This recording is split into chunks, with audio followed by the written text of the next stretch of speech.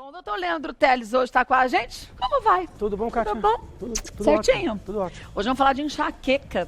Agora, comecinho do programa, eu já comecei logo dizendo que enxaqueca afeta mais as mulheres. Por que isso acontece? Isso acontece. Primeiro, enxaqueca é uma das doenças mais frequentes e ela é bem democrática. Então, ela pega rico, pobre, preto, branco, homem, mulher, mas tem uma frequência maior nas mulheres, principalmente entre os 12 e os 50 anos.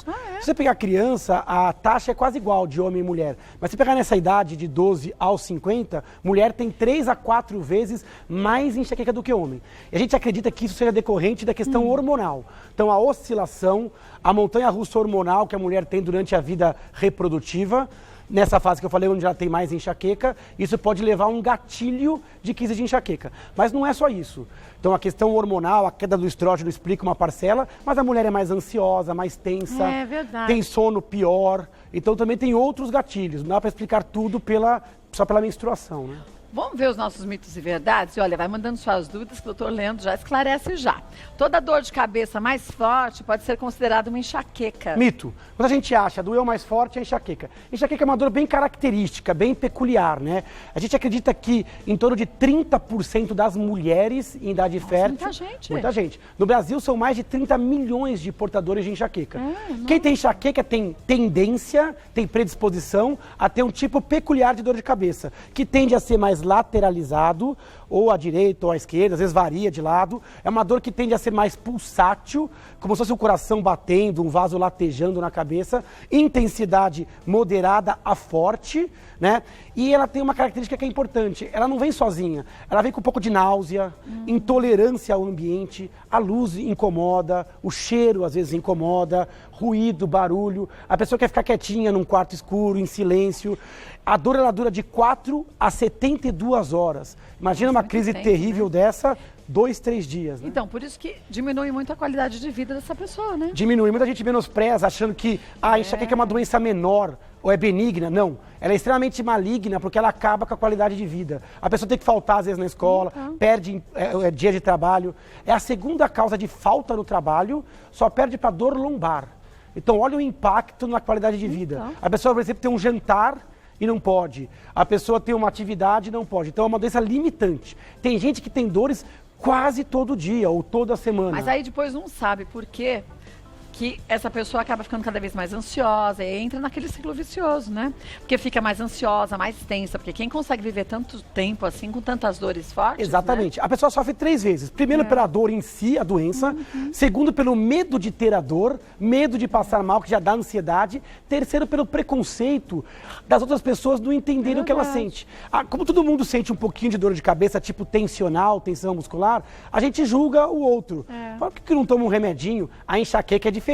Então ela não é só uma dor forte, ela tem intolerância ambiental, alteração gastrointestinal. E sabe que 20% de quem tem enxaqueca também tem um outro fenômeno chamado aura, que é um sintoma neurológico, que acontece geralmente antes da crise, pontos brilhantes na visão, formigamento. Isso também assusta muito o paciente. Porque acha que está tendo um outro problema sério. Acha que está tendo um derrame ou que tem um tumor. É uma coisa que dura de 5 a 60 minutos e quem tem sabe o quão terrível é isso. Terrível mesmo. Vamos ver mais um? Bora. A enxaqueca desaparece na menopausa. Outro mito. Na verdade, existe uma tendência a melhorar em algumas mulheres. A gente acredita que 60 a 70% das mulheres que têm enxaqueca melhoram na menopausa. Principalmente aquelas, Kátia, que têm mais dor no pré-menstrual. Tem mulheres que só têm dor no pré-menstrual. Essas são as que mais melhoram na menopausa. Agora tem outras que têm outros gatilhos. Estresse, ansiedade, distúrbio de sono, alimentação, ficar muito tempo sem comer, alguma outra substância. Essas não melhoram após a menopausa. Tem algumas até que começam a ter dor depois da menopausa. Não é o mais frequente, mas é possível. Então isso é um mito do jeito que está exposto. Não desaparece em todas as mulheres, mas tende a melhorar em uma parcela delas. Vamos ver mais uma. A causa da enxaqueca está no fígado. Já ouviu dizer isso? Já, mas será que é verdade? Isso é mito, isso é um absurdo, né? É muito comum, até hoje, acho que no Facebook ou no Instagram, alguém fez essa pergunta. É o meu fígado. Então, por quê? Porque a pessoa tem refluxo, sente náusea, sente gosto amargo, e aí tudo é culpa do raio do fígado. Ou comeu alguma coisinha que não caiu bem, teve dor, é o fígado. Né? Nesse caso, não tem nada a ver com o fígado. A doença enxaqueca, ela é uma doença cerebral, neurológica. O cérebro, ele é predisposto, ele é instável. Então, qualquer alteração interna leva a dor dessa característica ou externa. Então essa pessoa ela fica muito sensível. O fígado não tem nada a ver com isso, apesar do sintoma lembrar alguma alteração gastrointestinal. Mas é o cérebro alterando o estômago, não o fígado. Mas você pode ter uma crise de enxaqueca por excesso de medicamentos? Pode. Você pode ter por excesso de álcool, por ficar muito tempo sem comer, alguns remédios. Tem mulheres, por exemplo, que têm enxaquecas com anticoncepcional. Outras melhoram com anticoncepcional, mas pode acontecer. E tem alguns remédios que podem induzir crise de dor de cabeça. Antidepressivos, remédios para sono. Então é importante sempre, quando vai tirar a história, ver se não tem alguma coisa diferente. Existe uma relação entre alimentação e enxaqueca, e substâncias em enxaqueca, mas que não passam diretamente pelo fígado, não. O fígado quase sempre está muito bem, obrigado. Ele é um vilão, tadinho, mas não tem culpa nenhuma. Ele é mais até alvo do que causa. Ele geralmente não está alterado. Volta e a gente tem outros mitos e verdade. O outro mito ou verdade? Vamos lá. Exame de imagem, ressonância ou tomografia é fundamental para fechar o diagnóstico. Isso é mito, mais um mito, isso é mentira. Na verdade, a enxaqueca, o diagnóstico é clínico, baseado na recorrência e na característica da dor. O neurologista, o médico vai perguntar, de acordo com aqueles critérios que eu falei, quanto tempo durou a crise, que lado que doeu, qual a intensidade, qual foi o gatilho, ele vai diagnosticar. Ele tem que fazer um bom exame físico, né? Porque quem tem enxaqueca tem um exame físico e neurológico normal, então é importante fazer o fundo de olho, examinar, aferir a pressão, ver a PM. E o médico só vai pedir exame se ele estiver suspeitando de alguma outra doença. Então o exame serve para afastar outras doenças, mas geralmente na enxaqueca o exame ele vem normal, tá bom? Vamos ver mais um? Mito ou verdade? Existe cura para enxaqueca? Não falamos em cura. A enxaqueca é uma doença de determinante genético. Por isso que até tem uma tendência, em quem tem história familiar, de enxaqueca, de também ter. Então, a doença ela não se cura, não sara. A pessoa sempre mantém uma tendência que pode se manifestar se os gatilhos estiverem presentes. Quer dizer, há necessidade de mudança de hábito. Tem que reconhecer o gatilho, entender como é que a sua enxaqueca se comporta e tem que mudar o estilo de vida. Algumas pessoas vão precisar de medicamento para evitar crises mais fortes. A gente chama de profilaxia ou prevenção por medicamento. Mas a gente não fala em cura, a gente fala em controle. Quando a gente consegue trazer essas crises para uma coisa mais eventual, deixar a pessoa mais protegida, a gente considera a pessoa tratada, mas nunca curada. Mas a qualidade de vida dessa pessoa passa a ser outra. Recupera. Né? Então, quando você tem uma crise a cada 3, 4 meses, mais leve, que responde bem ao remédio, então a gente tem que trazer para uma frequência aceitável, para uma intensidade aceitável e para uma boa resposta aos analgésicos comuns. Conseguiu isso, qualidade de vida retomou, a pessoa está tratada. Mas não falamos em cura em 100% não. Agora, e grávidas com enxaqueca? Boa Pode pergunta. tomar o medicamento? Grávida, mulher, idade fértil, é quem mais tem, né? Agora, na gravidez é interessante. A enxaqueca ela tende a melhorar no 2º e 3º trimestres, porque legal. o nível do hormônio sobe e fica constante. Quem tem mais enxaqueca é quem tem oscilação hormonal. E a grávida ela mantém níveis altos no 2º e 3º trimestre. Agora, o 1º trimestre é chato. E é justamente naquele que a gente não pode tomar muita medicação. Então, tem que tomar cuidado. A grávida, ela tem que fazer prevenção mais natural, tentar medidas não medicinais, não farmacológicas, e também tem alguma restrição com algum tipo de remédio. Tem alguns que elas podem. Então tem que conversar com o ginecologista, com o neurologista, porque em cada trimestre está liberado um tipo de medicação. Que legal. Mas elas têm que abusar da acupuntura, relaxamento, feedback, atividade física.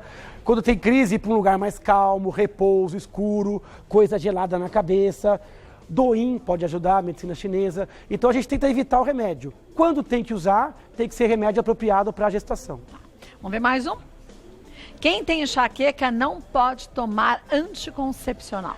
Isso é um grande mito também. Na verdade, o anticoncepcional ele é contraindicado para alguns tipos de enxaqueca. Essa que tem a aura, essa que é 20%, quando você tem um sintoma neurológico, a gente evita o anticoncepcional tradicional. Pode discutir alguns outros tipos. Quem tem enxaqueca comum, sem aura, que é a maioria, 80%, ela pode eventualmente usar anticoncepcional. Lembrar que o anticoncepcional deve ser evitado para mulheres que fumam, para mulheres acima de 35 anos, pelo risco de trombose. Então tem que ser personalizado, tá? Então o anticoncepcional ele não é tão vilão assim. Na verdade, quem tem às vezes crises no pré-menstrual, às vezes até se beneficia. Do anticoncepcional. Porque às vezes faz o anticoncepcional sem pausa, ou com progesterona, sem estrógeno, ou que vai descendo devagarzinho a dosagem hormonal. Existem algumas artimanhas hormonais que, caso a caso, podem ser utilizadas. Agora, existem gatilhos de alimentos, né? Minha sobrinha, desde pequenininha, tinha enxaqueca. Então, tinham certos alimentos que ela não podia consumir. Chocolate tinha que ser pouquinho demais. Ou então, aquele glutamato monossódico, se comia salgadinho, dava, aqueles industrializados, dava enxaqueca nela. Isso acontece. Primeira coisa, alimentação é um gatilho importante. A primeira dica é comer de forma fracionada e regular. O que mais dá crise de enxaqueca é ficar muito tempo sem se alimentar. Aí quando come um salgadinho que é mais prático. E aí se comer errado, então coisas muito gordurosas podem dar dor. Algumas pessoas têm intolerância à fruta cítrica. Outras pessoas têm intolerância a coisas que têm glutamato monossódico. Tem até uma síndrome chamada síndrome do restaurante chinês ou da comida oriental, que tem bastante glutamato, mas essas coisas industrializadas também tem bastante. Mas tem gente que tem com salsicha, blanquete de peru, coisas que tem nitrito, nitrato, coisas que tem tiramina, como queijos mais envelhecidos, chocolate, cafeína em excesso. Agora é interessante que também a gente não pode passar um certo terrorismo nutricional. A pessoa tem que conhecer a sua enxaqueca. Cada um tem que ficar atento, né? Exatamente. Só tira da dieta aquilo que você percebe que é suspeito. Essas dietas radicais, que se corta tudo, então vamos cortar totalmente a lactose, o glúten, sem nenhuma evidência. Cuidado. Tem que entender se no seu caso o gatilho é alimentar. Pode ser que seja outro gatilho. Pode ser o sono, pode ser o estresse, a ansiedade. Então é importante você conhecer a sua doença. Vamos para as perguntas que surgiram? Olha, a primeira de quem é? É da Kátia, da minha xará. Tem uma dor de cabeça muito forte que pulsa quase sempre no lado direito. Meu estômago fica péssimo e tudo incomoda. Barulho, luz, cheiro e movimentação. As crises ocorrem quase toda semana e duram até 2 dias. O médico sugeriu um analgésico logo que a dor aparecer, mas não resolve. Deve procurar um neurologista? Começando do final, deve procurar um neurologista sem dúvida nenhuma. A crise dela lembra muito a descrição de enxaqueca, né? Uma dor de intensidade moderada forte, pulsátil, apesar que a pessoa não tem que ter todos os critérios, ela pode ter alguns. Essa, coincidentemente, tem quase todos, né? Olha como o ambiente fica hostil, né? Barulho, luz, cheiro, né? Olha uma coisa que ela falou que eu não lembrei, a movimentação. Quem tem enxaqueca, às vezes, só de andar, subir uma escada, a dor piora. Então a pessoa quer ficar quietinha, ficar meio prostrada no cantinho.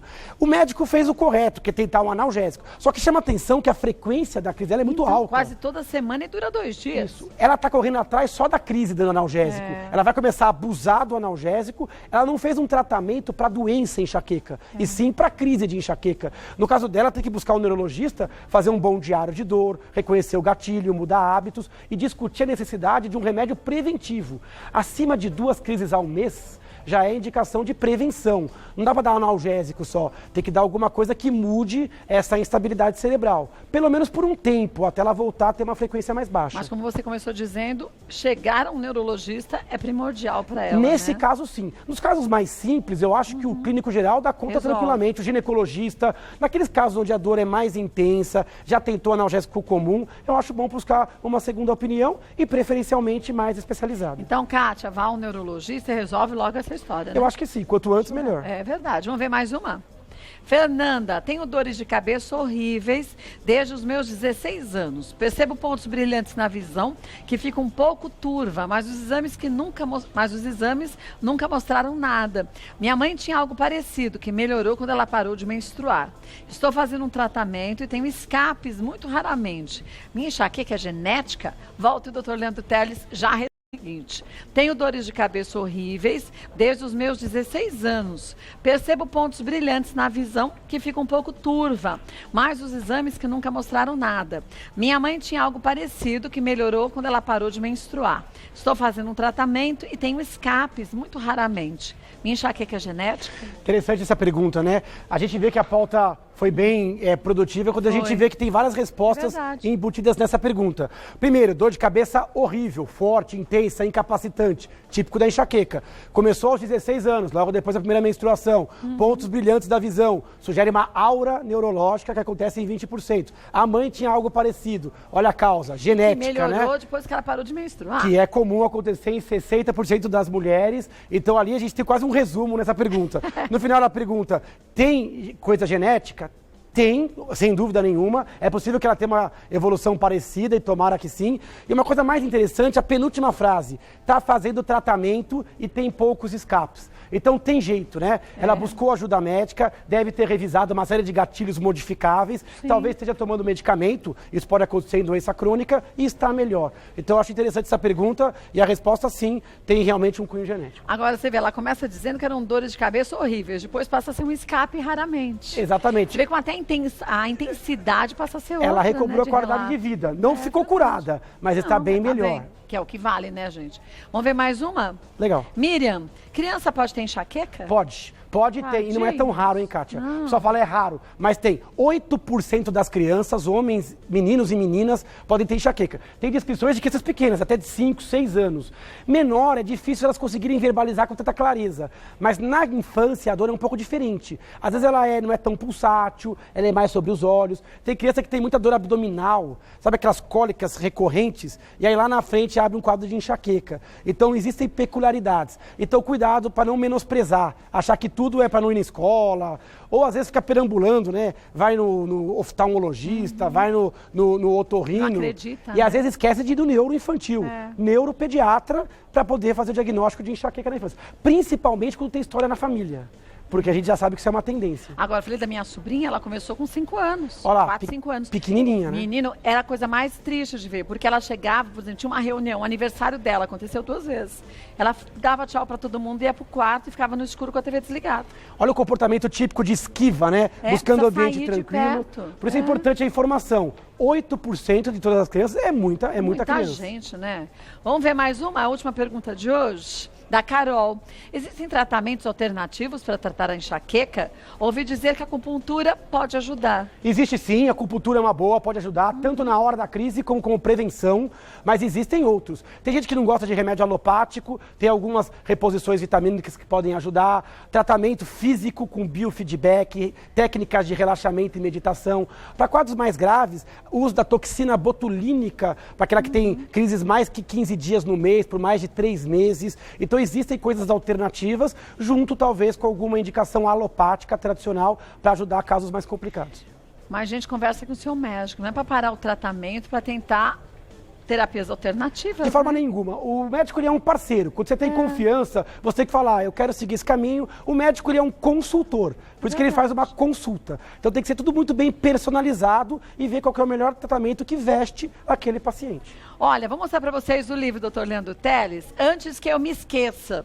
Para você não esquecer, são técnicas, hábitos e dicas para você afiar de verdade a sua mente e aperfeiçoar a memória. É treino também, né? É treino. O livro está muito legal, está sendo aí um grande sucesso. A gente tem eles nas livrarias pelo Brasil e também na internet. Às vezes a pessoa quer comprar pela internet, receber em casa. Em todos aqueles sites de venda na internet, ele já está à disposição. Gente, é para gente que é leigo mesmo, é linguagem fácil, a gente entende facinho. Não acha que é para médico não, viu? Sem dúvida nenhuma. É um livro de linguagem direta, acessível, leve, bem-humorada, onde eu coloco muitas coisas do que eu acredito do gerenciamento cognitivo, intelectual e também emocional. Bom, doutor Leandro, falar que bem-humorado, porque ele é bem-humorado. Tem gente que olha ele e fala assim, ele deve ser bravo. Bravo, sabe de nada, inocente. Então a gente também tem que aproveitar isso, tem que levar a vida com bom humor, é verdade, né, doutor Leandro? Tem que trazer leveza, porque já tem muita porrada que a gente já leva... E não tem jeito, né? Não, o que a gente não pode mudar, a gente aceita. Mas o que a gente pode facilitar, vamos ajudar, né? Verdade. Então, olha, é fácil de achar o livro do Dr. Leandro Teles. Vou passar para vocês o site do Dr. Leandro também, que é o www.leandroteles.com.br. No Facebook? Facebook é uma fanpage, Neurologista Leandro Teles. E no Instagram, Neuro Leandro Teles. Lá você pode deixar suas sugestões de temas também, tirar suas dúvidas, mas, gente, tenha paciência. Doutor Leandro é médico, trabalha muito, então dá para se responder quando tem um tempinho vago aqui a falar, né, doutor Leandro? Sucesso sempre. Obrigado. Beijo nas meninas, Bom viu? feriado.